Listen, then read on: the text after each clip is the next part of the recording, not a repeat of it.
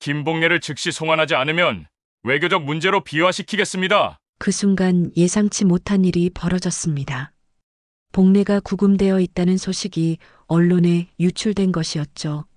속보입니다. 75세 한국인 여성이 JFK 공항에서 신원 조회 중 구금되어 있다는 소식이 뉴스가 나가자 상황은 완전히 달라졌습니다. 한국 정부는 더 이상 조용히 처리할 수 없게 되었거든요. 서울 강북구 수유동의 낡은 골목에서 김복래 여사는 매일 새벽 5시에 일어납니다. 75살의 복래는 작은 평상에 앉아 멀리 보이는 서울타워를 바라보며 차를 마시죠. 하지만 복래의 아침 풍경에는 남들과 다른 점이 하나 있었습니다. 바로 낡은 단파 라디오였습니다. 복래는 매일 아침 그 라디오의 다이얼을 조심스럽게 돌렸습니다. 마치 누군가의 신호를 기다리는 것처럼 말이죠. 잡음 사이로 들려오는 외국어 방송을 들으며 복래의 표정은 진지해졌습니다. 코드 레드, 상황 종료.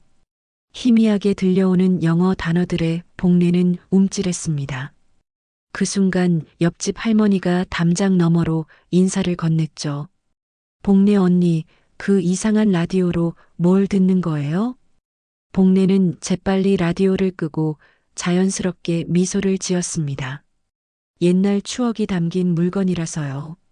외국 방송 들으면 영어 공부도 되고. 하지만 복래의 눈빛은 여전히 예리했습니다. 마치 오랜 세월 무언가를 감시해온 사람의 눈빛 같았죠. 수유시장에 있는 복래의 반찬 가게는 겉보기엔 평범했습니다. 하지만 가게 뒤편 작은 사무실에는 특별한 전화기가 하나 있었죠. 일반 전화와 달리 숫자, 잠금 장치가 달려있는 검은색 전화기였습니다. 오후 2시 정각, 복래는 가게 문을 닫고 사무실로 들어갔습니다. 잠금 장치에 복잡한 숫자를 입력하자 전화기가 활성화되었죠. 복래는 특정 번호를 눌렀습니다. 상황 보고 부탁드립니다. 전화 너머로 들려온 것은 완벽한 미국식 영어였습니다. 복래는 마치 다른 사람이 된 것처럼 차갑고 전문적인 목소리로 대답했죠. 모든 것이 정상입니다. 감시 대상 없음. 코드명 로즈마리 현재. 상태 양호. 로즈마리 새로운 지시사항이 있습니다. 다음 주 화요일 오후 3시 종로 파고다공원 벤치에서 접촉이 있을 예정입니다. 복래의 표정이 순간 굳어졌습니다. 30년 만에 왜 갑자기 긴급 상황이 발생했습니다. 과거 작전과 관련된 문제입니다. 전화가 끊어진 후 복래는 한동안 멍하니 앉아 있었습니다. 그러다 갑자기 벌떡 일어나 가게 밖으로 나왔죠. 손님들은 복래의 표정이 평소와 다르다는 것을 눈치챘습니다. 이모, 괜찮으세요? 얼굴이 하얘요. 아, 네. 그냥 좀 어지러워서요. 복래는 억지로 웃었지만 손이 미세하게 떨리고 있었습니다. 저녁이 되어 집으로 돌아온 복래는 거실 한켠의 철제 금고 앞에 앉았습니다. 군용 규격으로 제작된 그 금고를 열자 안에서 낡은 사진첩이 나왔죠. 사진첩 첫 페이지에는 젊은 복래가 정장을 입고 외국인들과 함께 찍은 사진이 있었습니다. 하지만 충격적인 것은 그 다음이었습니다. 여러 장의 사진에서 누군가의 얼굴이 검은 펜으로 완전히 지워져 있었던 것이죠. 특히 복래 옆에 서 있던 한 남자의 얼굴은 모든 사진에서 지워져 있었습니다. 복래의 남편이었습니다. 복래는 지워진 얼굴을 손가락으로 쓰다듬으며 혼잣말을 했습니다. 당신이 날 배신했다는 걸 그때는 몰랐어. 갑자기 집 전화가 울렸습니다. 밤 11시, 평소보다 늦은 시간이었죠. 복래는 금고 앞에서 전화를 받았습니다. 여보세요. 로즈마리, 긴급사항입니다. 전화 너머로 들려온 목소리는 오후에 통화했던 사람과는 달랐습니다. 더 긴장된 목소리였죠. 무슨 일입니까? 과거 작전 관련 기밀이 유출되었습니다. 당신의 정체가 노출될 위험이 있습니다. 복내의 얼굴이 창백해졌습니다. 얼마나 심각한 상황인가요? 최악의 경우 국제적인 외교 문제로 비화될 수 있습니다. 당신은 즉시 안전한 곳으로 이동해야 합니다. 하지만 저는 이미 30년간 평범하게 살아왔는데, 로즈마리, 과거는 결코 완전히 묻힐 수 없습니다. 특히 당신이 관여했던 그 작전은 말이죠. 복례는 사진첩을 바라보며 깊은 한숨을 쉬었습니다. 사진 속에는 젊은 시절 자신이 북한 외교관들과 비밀리에 만나는 모습이 담겨 있었죠. 냉전 시대의 위험한 스파이 작전의 증거들이었습니다. 알겠습니다. 지시를 따르겠습니다. 전화를 끄는 복례는 사진첩을 다시 금고에 넣었습니다. 하지만 마지막 페이지에 있던 한 장의 사진을 꺼내 들여다봤죠. 그 사진에는 복례와 3명의 북한 사람들이 함께 있었고, 뒤편으로는 미국 대사관 건물이 보였습니다.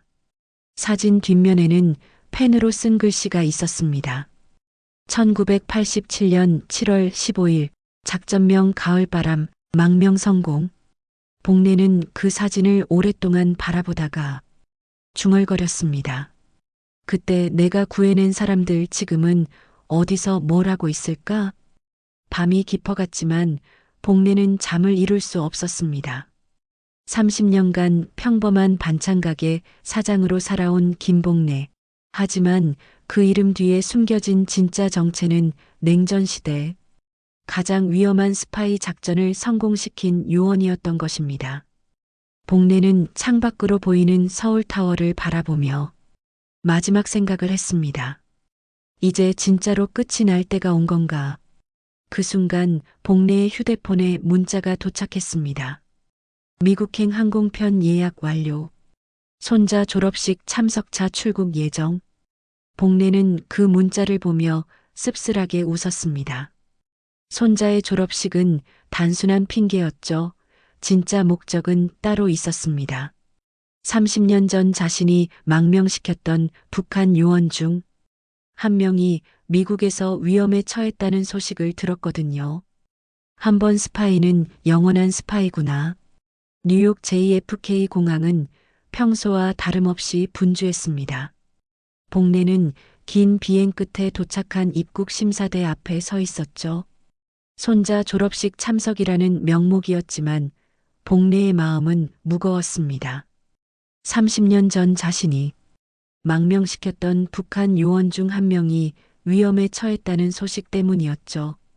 다음 분, 입국 심사관이 복례를 불렀습니다. 복례는 평범한 할머니의 모습으로 심사대에 다가갔죠. 방문 목적이 뭔가요? 손자 졸업식 참석하러 왔습니다. 심사관은 복례의 여권을 받아들고 컴퓨터에 이름을 입력했습니다.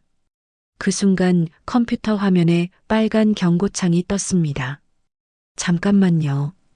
심사관의 표정이 순간 굳어졌습니다. 다른 직원과 무언가 속삭이더니 복례를 바라봤죠.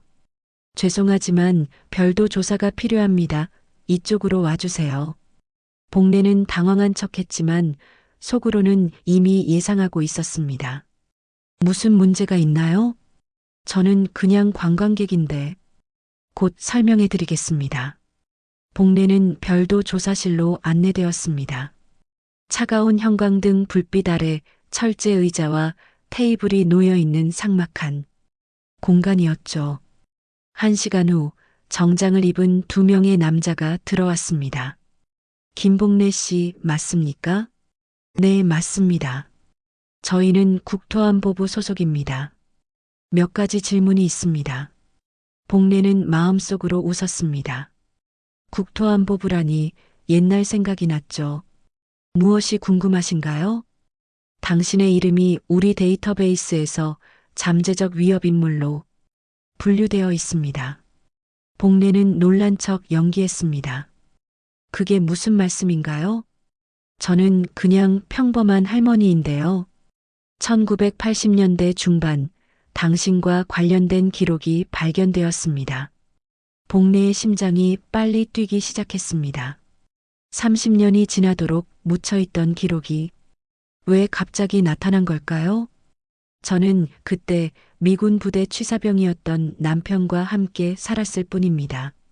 취사병의 아내가 CIA 요원들과 접촉한 기록이 있나요? 이제 본격적인 신문이 시작되었습니다. 복내는 침묵을 지켰습니다. 김복내 씨 협조하지 않으시면 즉시 추방 조치가 내려질 수 있습니다. 추방이요?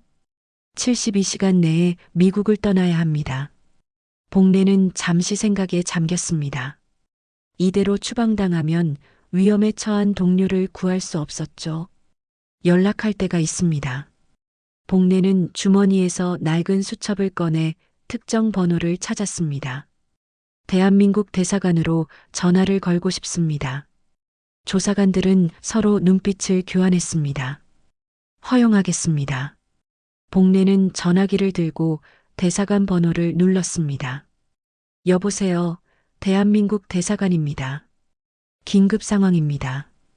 비상코드 로즈마리 활성화를 요청합니다. 전화를 받은 직원이 깜짝 놀랐습니다. 로즈마리는 수십 년간 사용되지 않았던 극비 코드였거든요. 잠깐만요. 확인해 보겠습니다. 몇 분 후 전화기 너머로 다른 목소리가 들렸습니다. 로즈마리, 정말 본인입니까? 네, 현재 JFK 공항 조사실에 구금되어 있습니다. 즉시 조치하겠습니다. 전화 끊지 마세요. 대사관 직원은 비상 연락망을 가동했습니다. 로즈마리라는 코드명은 특별한 의미가 있었거든요. 냉전 시대 가장 중요한 작전 중 하나였던 가을바람 작전의 핵심 인물이었습니다. 대사관 내부는 순식간에 비상 상태가 되었습니다. 각하, 로즈마리가 나타났습니다. 대사의 얼굴이 창백해졌습니다. 그 이름을 다시 듣게 될 줄은 몰랐는데 어떻게 하시겠습니까? 외교부 본부에 즉시 보고하고 비상대응팀을 구성해 한편 서울의 외교부에서는 긴급회의가 소집되었습니다. 로즈마리의 정체가 노출될 경우 한미 관계에 심각한 문제가 생길 수 있었거든요. 가을바람 작전 파일을 즉시 확인해 담당자는 깊숙이 보관된 기밀 파일을 꺼냈습니다. 파일을 열자 김복래의 젊은 시절 사진이 나왔죠. 코드명 로즈마리, 1987년 북한 외교관 3명 망명 작전 성공, 현재 신분 극비 유지. 이런, 아직 살아있었나? 뉴욕 대사관으로 다시 연락이 왔습니다. 본부 지시입니다. 로즈마리를 즉시 보호하고 모든 수단을 동원해 석방시키세요. 하지만 이미 늦었습니다. 복래와 대사관의 통화 내용이 미국 정보기관에 모니터링되고 있었거든요. 로즈마리라는 코드명을 추적해봐. CIA 데이터베이스에서 검색 중입니다. 몇 분 후 충격적인 결과가 나왔습니다. 이런, 이 여자가 그 로즈마리였나? 복래의 진짜 정체가 드러나기 시작했습니다. 1980년대 가장 성공적인 대북 공작 중 하나였던 가을바람 작전의 핵심 인물 북한 외교관 3명을 서방으로 망명시킨 전설적인 여성 요원. 그 순간 조사실 문이 열리며 고위 관리자가 들어왔습니다. 김복래 씨, 상황이 복잡해졌습니다. 당신의 과거에 대해 더 자세히 알아야겠습니다. 복래는 마침내 침묵을 깨뜨렸습니다. 그렇다면 제대로 이야기해보죠. 하지만 그 전에 한 가지 약속해 주세요. 무엇을 말입니까? 제가 보호하려던 사람들의 안전을 보장해 달라는 겁니다. 그 순간 뉴욕 대한민국 대사관에서는 모든 업무가 중단되었습니다. 30년간 잠들어 있던 비밀이 깨어나면서 외교적 파장이 시작된 것이었습니다. 서울 외교부 청사 지하 3층 극비 자료실에서 비상벨이 울렸습니다. 30년간 봉인되어 있던 K-504 작전 파일함이 열렸거든요. 김봉래 그 이름이 정말 다시 나타날 줄은. 외교부 차관보는 두꺼운 먼지를 털어내며 파일을 꺼냈습니다. 표지에는 빨간 글씨로 최고 기밀이라고 적혀 있었죠. 파일 첫 페이지에는 젊은 복례의 사진이 붙어 있었습니다. 하지만 지금의 온화한 할머니와는 전혀 다른 차갑고 날카로운 눈빛의 여성이었죠. 코드명 로즈마리, 본명 김복래. 1984년 CIA와 합동작전 개시. 차관보는 파일을 넘기며 과거를 되짚어봤습니다. 당시 냉전은 절정에 달해 있었고 북한의 정보를 얻는 것이 가장 중요한 과제였죠. 복래는 그 시절 가장 뛰어난 암호해독 전문가였습니다. 특히 북한이 사용하는 통신 암호를 해독하는 능력이 탁월했죠. 1985년 첫 번째 접촉 성공, 북한 외교관 리명호와 연결. 파일에는 복래가 북한 외교관들과 비밀리에 만나는 사진들이 첨부되어 있었습니다. 모스크바, 베를린, 프라하 동구권 곳곳에서 벌어진 위험한 접촉들이었죠. 복래는 자신이 북한 동조자인 것처럼 위장하며 그들의 신뢰를 얻어갔습니다. 1986년 두 번째 성과, 김정일 비서실 내부 정보 획득. 하지만 가장 큰 성과는 1987년에 있었습니다. 복래는 북한 고위 외교관 3명을 설득해 서방으로 망명시키는데 성공했거든요. 작전명 가을바람, 역사상 가장 성공적인 대북 공작 중 하나. 그런데 문제가 생겼습니다. 복래의 남편이 그녀의 정체를 눈치채기 시작한 것이죠. 1987년 10월 15일 내부 보안 위험 발생. 복래의 남편은 미군 부대 취사병이었지만 사실은 북한 공작원이었습니다. 그는 복래와 결혼한 것도 그녀를 감시하기 위한 계획된 일이었죠. 배우자 정체 확인, 이중 간첩으로 판명. 복래는 남편의 배신을 알게 된 후 심각한 딜레마에 빠졌습니다.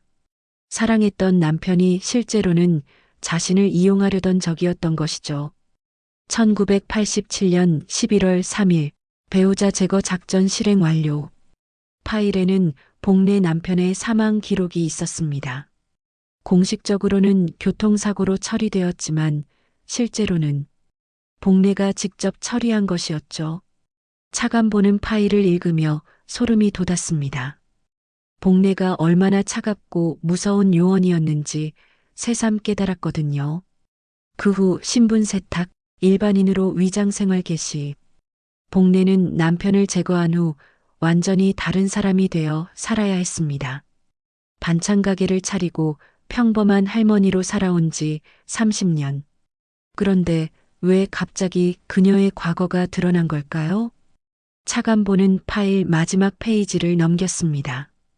2025년 현재 상황, 작전 관련자 중 1명 미국 내 위험 상황 발생. 복래가 망명시켰던 북한 외교관 중 1명인 박철수가 최근 정체가 노출될 위기에 처한 것이었습니다. 누군가 과거 기록을 파헤치고 있었고 박철수의 진짜 정체가 밝혀지면 복래까지 위험해질 상황이었죠.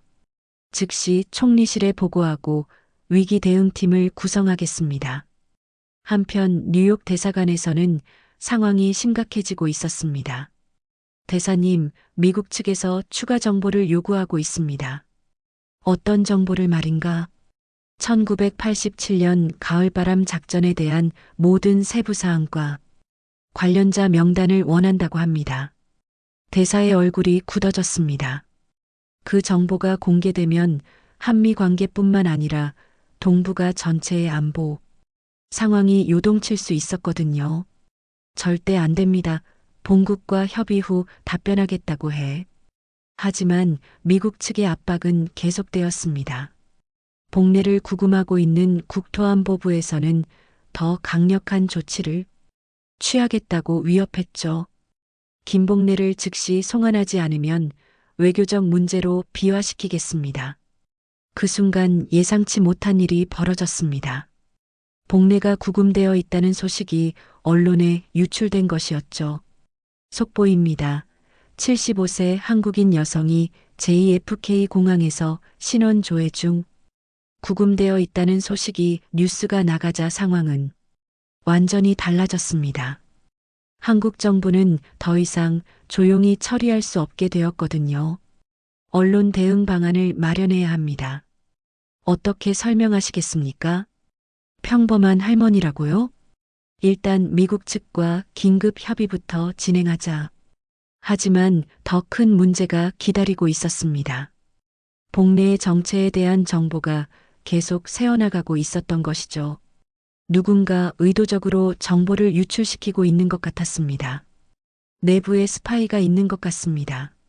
무슨 소리인가? 복내의 구금 사실을 아는 사람은 극소수인데 언론에 정확한 정보가 흘러나갔습니다. 상황은 점점 복잡해져 갔습니다. 복내는 단순히 과거가 드러난 것이 아니라 누군가의 계획된 함정에 빠진 것일지도 몰랐거든요. 즉시 보안 점검을 실시하고 모든 관련자의 동선을 확인해 그 순간 뉴욕에서 급한 전화가 걸려왔습니다. 대변인님, 큰일 났습니다. CNN에서 복내의 과거에 대한 특집 방송을 준비하고 있다고 합니다. 뭐라고? 냉전시대 여성 스파이에 대한 다큐멘터리를 제작 중이라고 하는데 복내가 주인공이라고 합니다. 이제 정말로 돌이킬 수 없는 상황이 되었습니다. 30년간 숨겨져 있던 비밀이 전 세계에 공개될 위기에 처한 것이었죠. 모든 수단을 동원해서라도 그 방송을 막아야 합니다.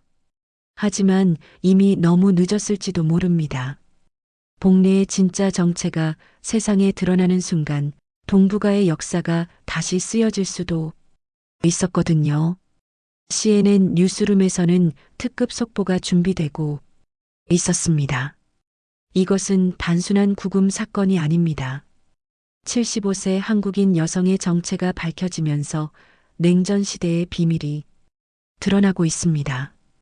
앵커의 목소리가 전 세계로 전해지자 한국 정부는 패닉 상태에 빠졌습니다.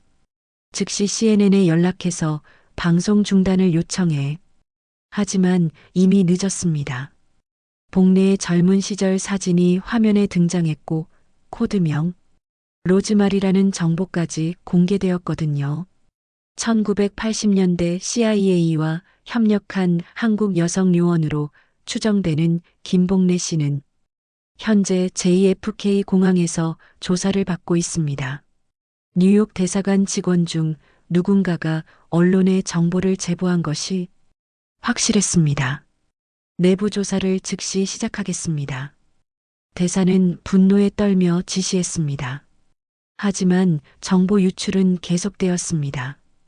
이번에는 워싱턴 포스트에서 더 구체적인 내용을 보도했거든요. 작전명 가을바람 1987년 북한 외교관 3명 망명 성공. 기사에는 복내가 관여한 작전의 세부 사항까지 나와 있었습니다. 이 정보는 극소수만 알고 있었는데 외교부 차관보는 심각한 표정으로 중얼거렸습니다.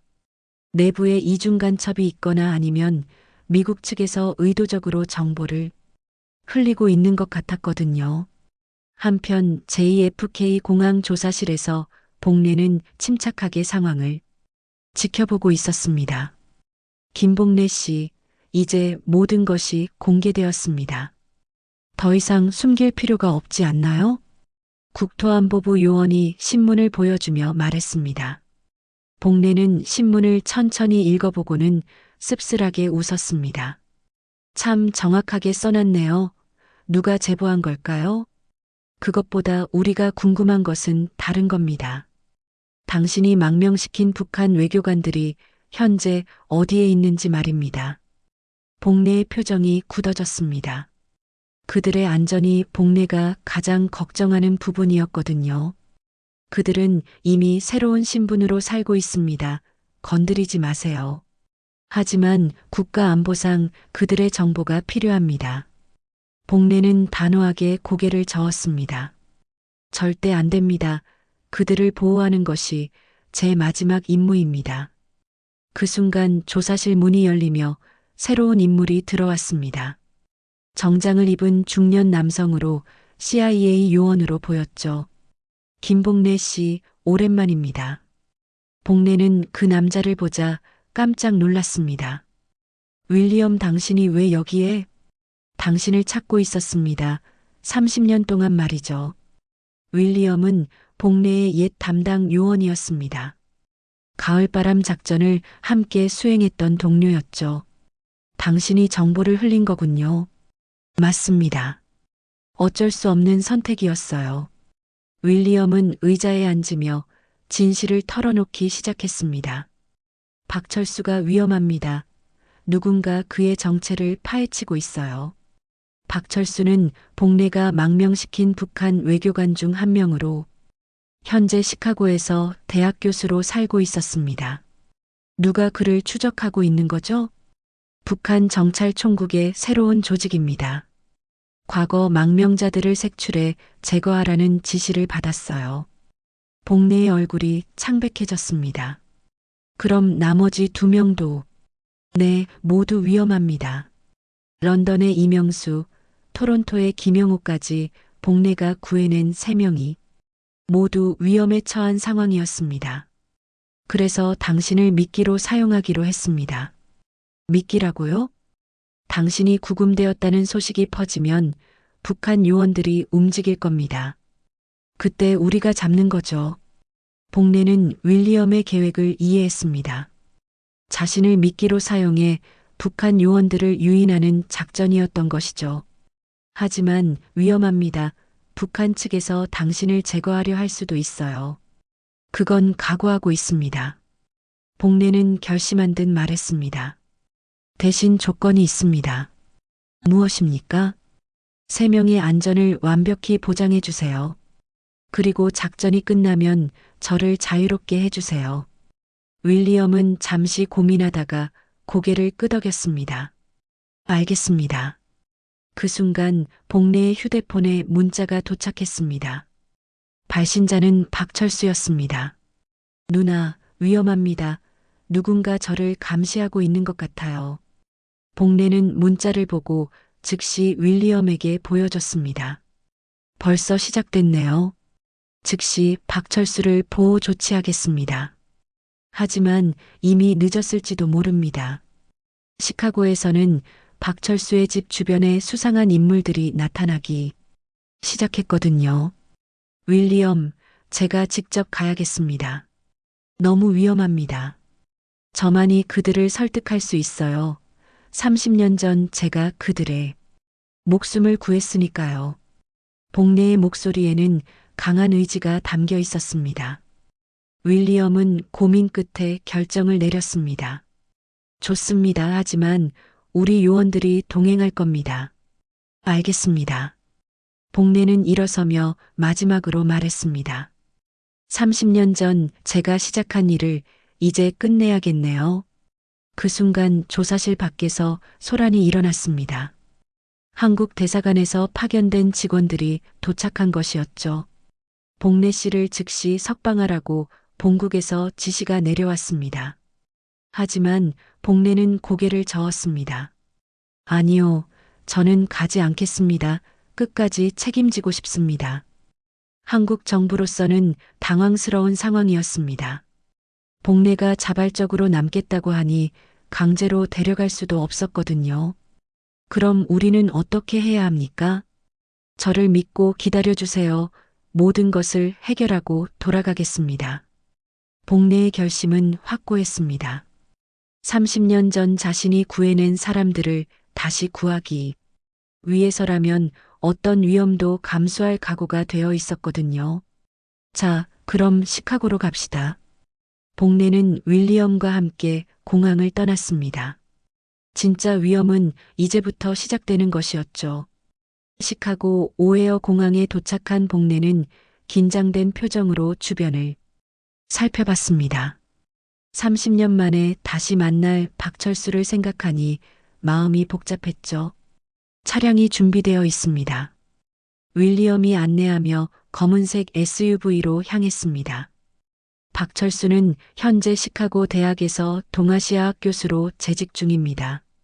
복내는 창밖을 바라보며 옛 기억을 떠올렸습니다. 1987년 베를린에서 처음 만났던 박철수는 당시 북한 외무성 젊은 간부였죠. 누나, 정말 우리를 구해줄 수 있나요? 떨리는 목소리로 물었던 그 청년이 이제는 쉰을 넘긴 중년이 되어 평범한 교수로 살고 있었습니다. 교수님 댁에 도착했습니다. 윌리엄이 말하자 복내는 긴장된 표정으로 집을 바라봤습니다. 조용한 주택가의 2층 벽돌집이었죠. 하지만 뭔가 이상했습니다. 집 주변이 너무 조용했거든요. 윌리엄, 뭔가 이상해요. 저도 느꼈습니다. 너무 조용하네요. 그들은 조심스럽게 집에 접근했습니다. 현관문이 살짝 열려 있었고 집 안에서는 아무 소리도 들리지 않았죠. 박 교수님? 복내가 조심스럽게 불러봤지만 대답이 없었습니다. 윌리엄은 권총을 꺼내며 먼저 들어갔습니다. 거실은 완전히 엉망이었죠. 가구가 뒤엎어져 있고 책들이 바닥에 흩어져 있었습니다. 누군가 먼저 왔네요. 복내는 서재로 향했습니다. 박철수가 가장 소중히 여기던 공간이었거든요. 그곳에서 충격적인 장면을 목격했습니다. 벽에 붙어 있던 가족 사진들이 모두 찢어져 있었고 책상 위에는 한 장의 메모가 놓여 있었습니다. 로즈마리에게 우리는 모든 것을 알고 있다. 조선민주주의인민공화국 정찰총국. 복내의 손이 떨렸습니다. 북한 정찰총국이 직접 움직인 것이었죠. 박 교수는 어디에? 지하실을 확인해 보겠습니다.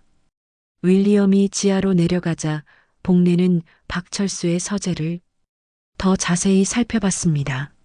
책장 뒤편에 숨겨진 금고를 발견했죠.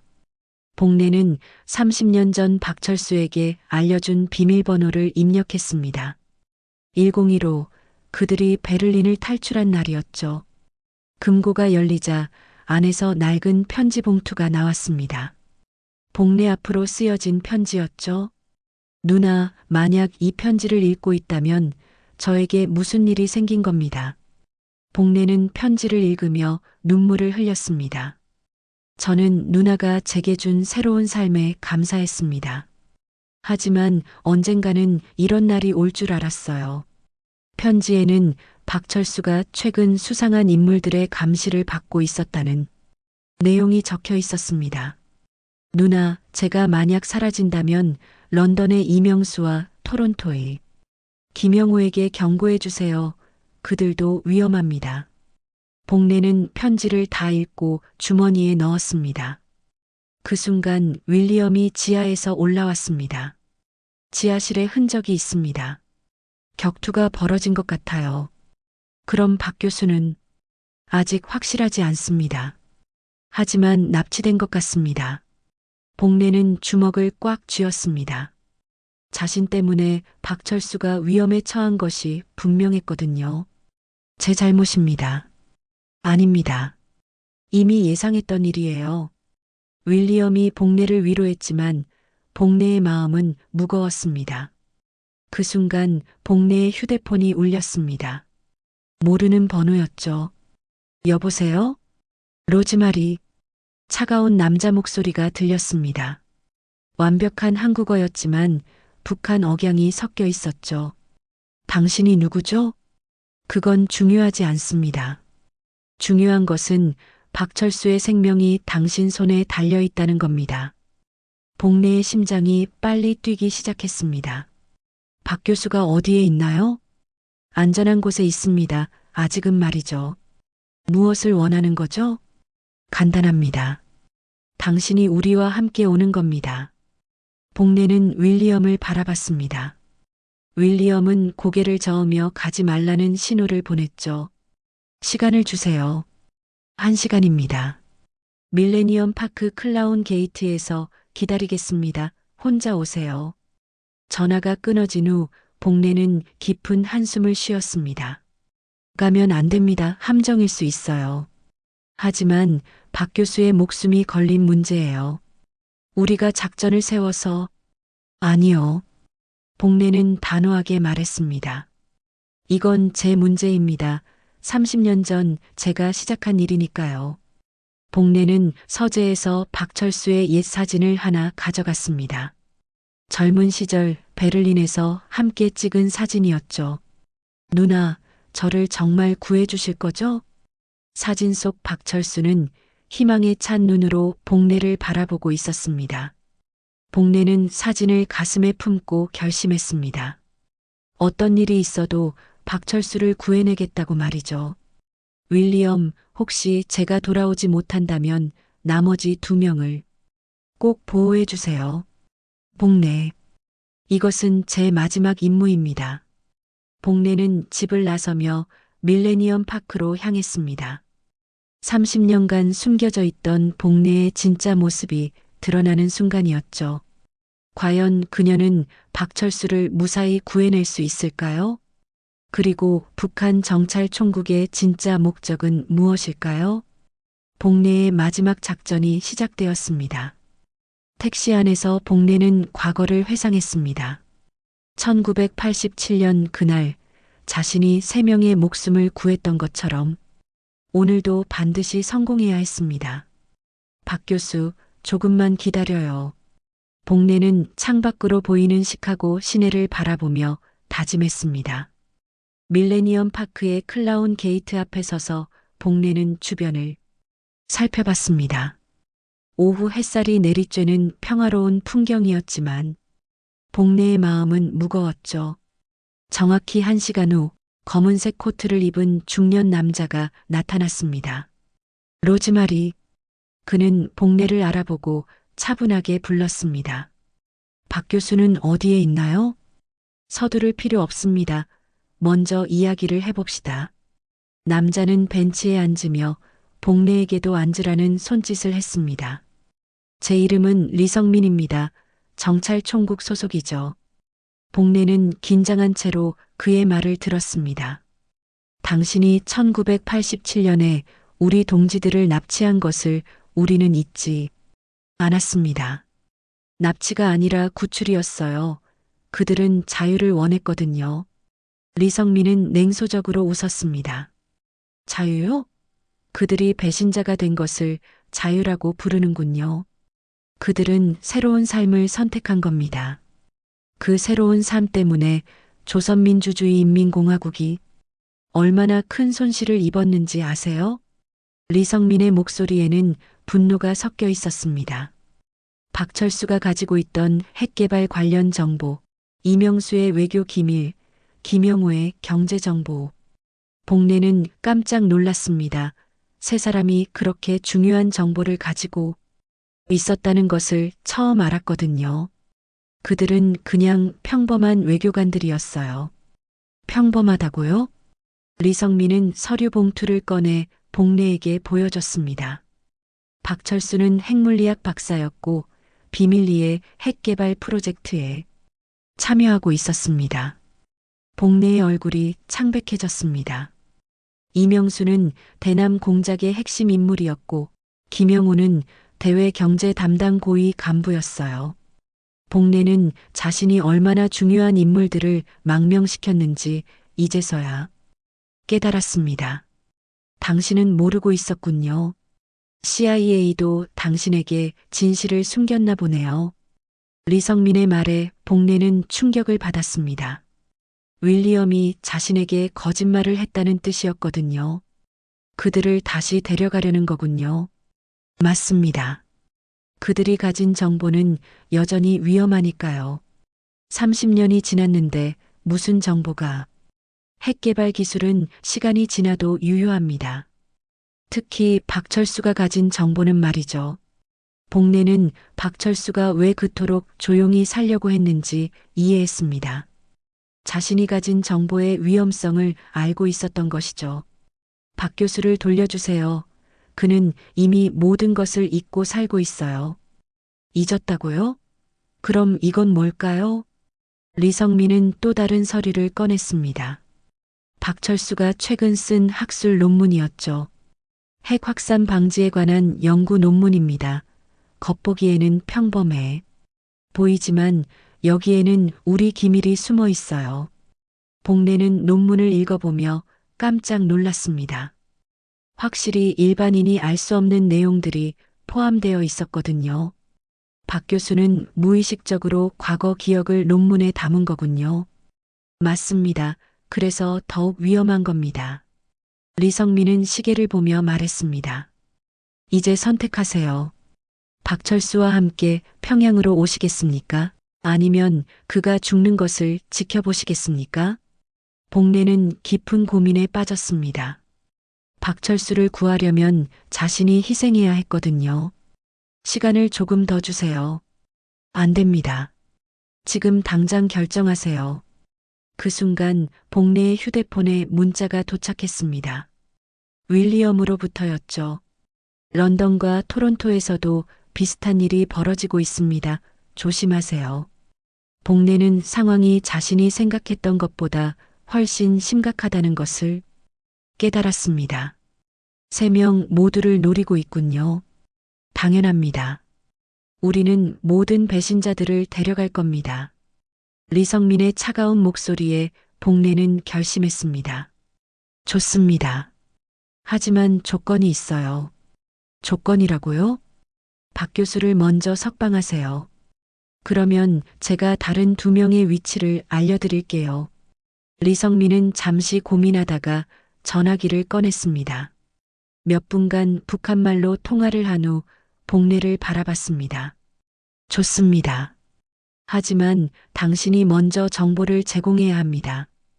복례는 거짓 정보를 줄 계획이었습니다. 시간을 벌기 위해서라도 어쩔 수 없었죠. 이명수는 런던 그리니치에 살고 있고 김영우는 토론토 노스욕에 있어요. 물론 이것은 거짓이었습니다.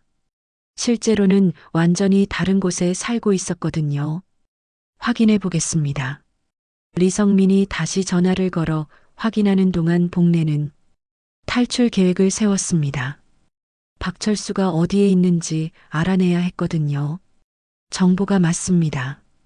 이제 박철수를 만나보시죠. 리성민은 복례를 차로 안내했습니다. 시카고 외곽의 창고로 향하는 길이었죠. 차 안에서 복례는 윌리엄에게 은밀히 위치를 알리는 문자를 보냈습니다. 곧 도착합니다.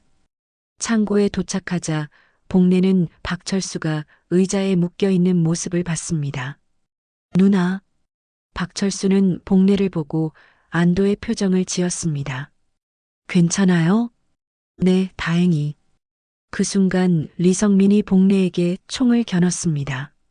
미안하지만 약속을 지킬 수 없겠습니다. 뭐라고요? 당신도 함께 가야 합니다. 당신이 알고 있는 정보도 필요하거든요. 복례는 함정에 빠진 것을 깨달았습니다. 하지만 이미 늦었죠. 30년 전 당신이 우리에게 입힌 손실을 갚을 때가 왔습니다. 리성민의 목소리는 차가웠습니다. 복례는 박철수를 바라보며 마지막 희망을 품었습니다. 윌리엄이 곧 도착할 것이라고 믿으면서 말이죠. 하지만 시간은 얼마나 남아 있을까요? 복례와 박철수는 위기를 벗어날 수 있을까요? 창고 안은 긴장으로 가득했습니다. 리성민의 총구가 복례를 겨누고 있었고 박철수는 의자에 묶인 채 무력하게 앉아 있었습니다. 30년을 기다렸습니다. 로즈마리. 리성민의 목소리에는 오랜 원한이 담겨 있었습니다. 당신 때문에 우리가 얼마나 큰 손실을 입었는지 아시나요? 복례는 침착하게 상황을 판단했습니다. 창고 출입구에는 2명의 경비가 서 있었고 창문은 모두 막혀 있었죠. 후회하고 있나요? 후회요? 전혀요. 그들에게 자유를 준 것을 후회한 적은 없습니다. 복례의 당당한 대답에 리성민은 분노했습니다. 자유라고 했죠? 그들이 배신자가 된 것을 자유라고 부르는군요. 배신이 아니라 선택이었어요. 더 나은 삶을 선택한 겁니다. 그 순간 박철수가 입을 열었습니다. 누나, 미안해요. 제가 조심했어야 했는데. 괜찮아요. 이건 제 책임이에요. 복례는 박철수를 안심시키며 동시에 탈출 방법을 고민했습니다.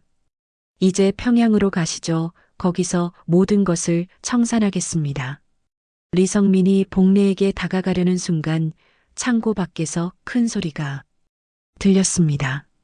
FBI다. 무기를 내려놓고 항복해라. 윌리엄이 지원군을 데리고 온 것이었습니다. 리성민의 표정이 순간 굳어졌습니다. 이런, 미리 준비한 것 같군요. 창고 문이 벌컥 열리며 무장한 요원들이 들어왔습니다. 총격전이 벌어질 것 같은 순간 복례가 큰 소리로 외쳤습니다. 멈춰요. 모두 멈춰요. 모든 사람들이 복례를 바라봤습니다. 리성민 씨, 이렇게 끝낼 필요는 없잖아요. 복례는 천천히 리성민에게 다가갔습니다. 우리 모두 피해자예요. 냉전이라는 시대의 피해자 말이에요. 무슨 소리입니까? 당신도 저도 그리고 박 교수도 모두 그 시대에 휘둘린 사람들이에요. 이제 그만 끝내지 않을래요? 복례의 진심 어린 목소리에 리성민이 흔들렸습니다. 하지만 우리는 임무보다 중요한 게 있어요. 바로 인간성이죠. 복례는 한 걸음 더 다가갔습니다. 박 교수를 보세요. 그는 이제 평범한 대학 교수예요. 학생들을 가르치며 평화롭게 살고 있어요. 리성민은 박철수를 바라봤습니다. 박철수의 얼굴에는 진정한 후회와 평화로움이 있었죠. 저는 그냥 조용히 살고 싶었어요. 박철수의 떨리는 목소리가 창고 안에 울려 퍼졌습니다. 과거의 죄는 인정해요. 하지만 이제는 다른 사람이 되었어요. 복례는 리성민의 눈을 똑바로 바라봤습니다. 우리 모두 변했어요. 시대도 변했고요. 이제는 복수가 아니라 용서가 필요한 때입니다. 리성민의 손이 미세하게 떨리기 시작했습니다. 복례의 말이 그의 마음을 움직이고 있었거든요. 만약 당신이 박 교수를 놓아준다면 저는 공개 기자회견을 열겠어요. 기자회견이요? 네, 모든 진실을 공개하겠어요. 가을바람 작전의 진실, 그리고 우리가 저지른 잘못들까지 모두요. 윌리엄이 깜짝 놀라며 복례를 바라봤습니다. 복례, 그러면 당신이 위험해집니다. 괜찮아요. 이제 숨기고 사는 것도 지쳤어요. 복례는 결연한 표정으로 말했습니다. 30년간 비밀을 지키며 살아왔지만 이제는 진실을 말할 때가 온 것 같아요. 리성민은 깊은 고민에 빠졌습니다. 복례의 제안이 오히려 자신들에게 더 유리할 수도 있었거든요. 만약 당신이 기자회견에서 우리에게 유리한 증언을 한다면 조건을 달지 마세요. 저는 그냥 진실만 말할 겁니다. 복례의 당당한 태도에 리성민은 마침내 결심했습니다. 좋습니다. 리성민은 천천히 총을 내렸습니다. 하지만 기자회견은 반드시 해야 합니다. 약속드려요. 복례는 박철수에게 다가가 끈을 풀어줬습니다. 괜찮아요? 네, 누나 덕분에. 박철수는 복례를 꼭 안아주었습니다. 30년 만의 재회였지만 그들의 우정은 여전했죠. 윌리엄이 복례에게 다가왔습니다. 정말 기자회견을 할 겁니까? 네, 이제 모든 것을 정리하고 싶어요. 하지만 위험할 수 있습니다. 윌리엄, 당신도 거짓말했죠. 박 교수들이 그렇게 중요한 인물들이라는 것을 숨겼잖아요. 윌리엄은 고개를 숙였습니다. 미안합니다. 당신을 보호하려고. 이제 됐어요. 모든 비밀은 여기서 끝내죠. 복례는 창고를 나서며 마지막으로 리성민을 바라봤습니다. 리성민 씨, 우리 모두 새로운 시작을 해봅시다. 리성민은 복잡한 표정으로 고개를 끄덕였습니다. 네, 아마도 그래야 할 것 같습니다. 일주일 후 서울의 프레스센터 대강당은 기자들로 가득 찼습니다. 전 세계 17개국 언론이 복내의 기자회견을 지켜보기 위해 모였죠. 복내는 검은색 정장을 입고 연단에 올랐습니다. 카메라 플래시가 터지는 가운데 복내는 깊은 숨을 들이쉬었습니다. 안녕하세요. 제 이름은 김복내입니다. 오늘 여러분께 오랫동안 숨겨왔던 진실을 말씀드리려고 합니다. 복내의 목소리는 떨렸지만 확신에 차 있었습니다. 1980년대 저는 코드명 로즈마리로 활동했던 정보 요원이었습니다. 기자회견장이 순간 정적에 휩싸였습니다. 저는 북한 외교관 3명을 서방으로 망명시키는 작전에 참여했습니다. 복내의 고백이 시작되었습니다. 30년간 숨겨져 있던 비밀이 마침내 세상에 드러나는 순간이었죠.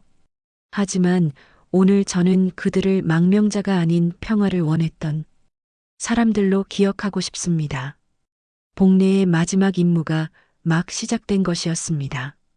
서울 프레스센터 대강당의 기자회견은 전 세계가 주목하는 가운데 계속되었습니다. 복내는 연단에서 차분하게 자신의 이야기를 들려주고 있었죠. 1987년 가을바람 작전은 단순한 정보 수집이 아니었습니다. 3명의 북한 외교관들이 진정한 자유를 원했고 저는 그들의 소원을 들어준 것뿐입니다. 기자들이 일제히 손을 들며 질문을 쏟아냈습니다. 김복내 씨, 그렇다면 왜 이제서야 진실을 공개하시는 겁니까? 숨어서 사는 것이 지쳤기 때문입니다. 그리고 무엇보다 그분들의 명예를 회복시켜드리고 싶었어요. 복내는 마이크에 입을 대고 진심을 담아 말했습니다. 박철수, 이명수, 김영호. 이 3분은 배신자가 아닙니다. 용기 있는 선택을 한 분들이에요. 기자회견장 뒤편에서 박철수가 눈물을 흘리며 복내를 바라보고 있었습니다. 런던에서 온 이명수와 토론토에서 온 김영호도 화상으로 기자회견을 지켜보고 있었죠. 김복내 씨, 그렇다면 남편분의 죽음에 대해서도 말씀해 주시겠습니까? 가장 어려운 질문이 나왔습니다. 복내는 잠시 침묵했다가 천천히 입을 열었습니다. 제 남편은 저를 감시하기 위해 접근한 북한 공작원이었습니다. 하지만 저는 그를 사랑했어요. 기자회견장이 다시 조용해졌습니다. 남편이 제 정체를 알게 된 후 그는 선택해야 했습니다. 저를 신고할 것인가 아니면 저와 함께 새로운 삶을 시작할 것인가를 말이죠. 복내의 목소리가 떨렸습니다. 결국 그는 저를 신고했습니다. 하지만 마지막 순간 후회했어요. 복내는 잠시 말을 멈추고 깊은 숨을 쉬었습니다. 남편은 사고로 세상을 떠났습니다.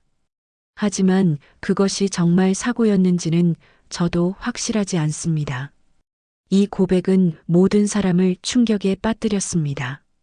복내가 남편의 죽음에 연루되었을 가능성을 시사한 것이었거든요. 하지만 확실한 것은 그 후로 제가 평생 그 죄책감을 안고 살아왔다는 겁니다.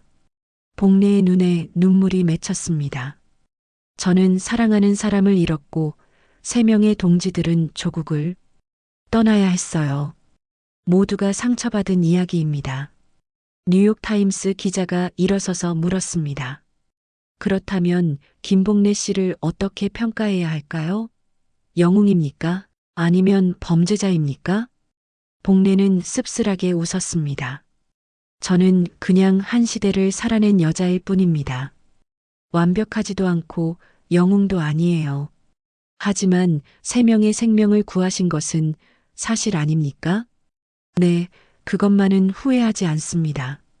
그분들이 자유롭게 살 수 있게 도운 것은 제 인생에서 가장 뿌듯한 일이에요.